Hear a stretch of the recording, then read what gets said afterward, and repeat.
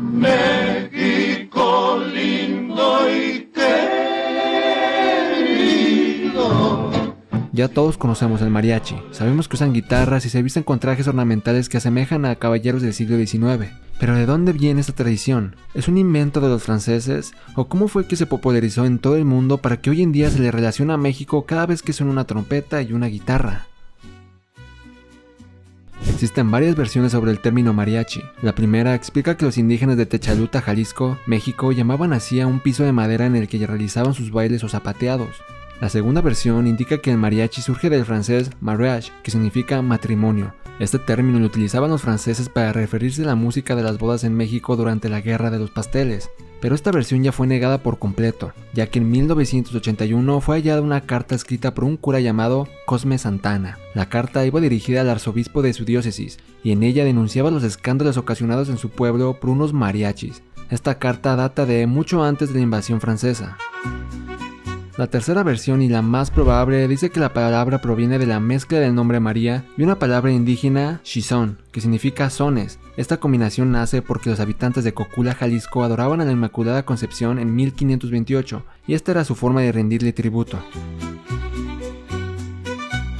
El mariachi es el perfecto ejemplo de la fusión musical europea e indígena en México. Los principales instrumentos indígenas eran de viento, y por su parte los españoles trajeron instrumentos de cuerda como las guitarras, violines y la vihuela, pero no como la conocemos en el mariachi. La vihuela española es diferente a la vihuela mexicana. Los primeros mariachis surgieron en Cocula y en Tecalitlán, Jalisco. Estos grupos usaban un guitarrón, dos violines, una vihuela y una chirimía indígena en vez de trompeta. En menos de un año los grupos se fueron popularizando en todos los pueblos de Jalisco y cuando llegaron finalmente a la capital, en Guadalajara, estalló a nivel nacional.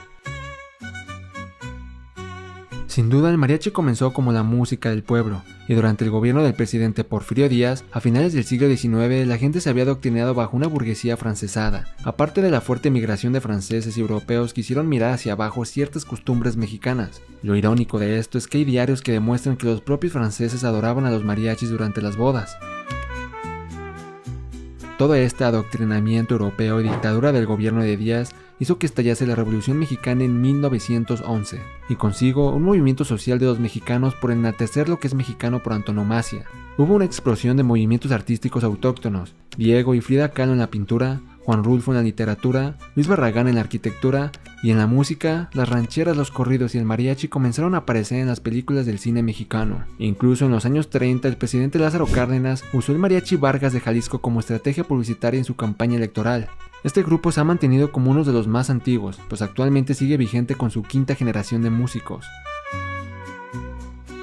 Es innegable la popularidad del cine mexicano en toda Latinoamérica, e incluso en Europa durante todo el siglo XX.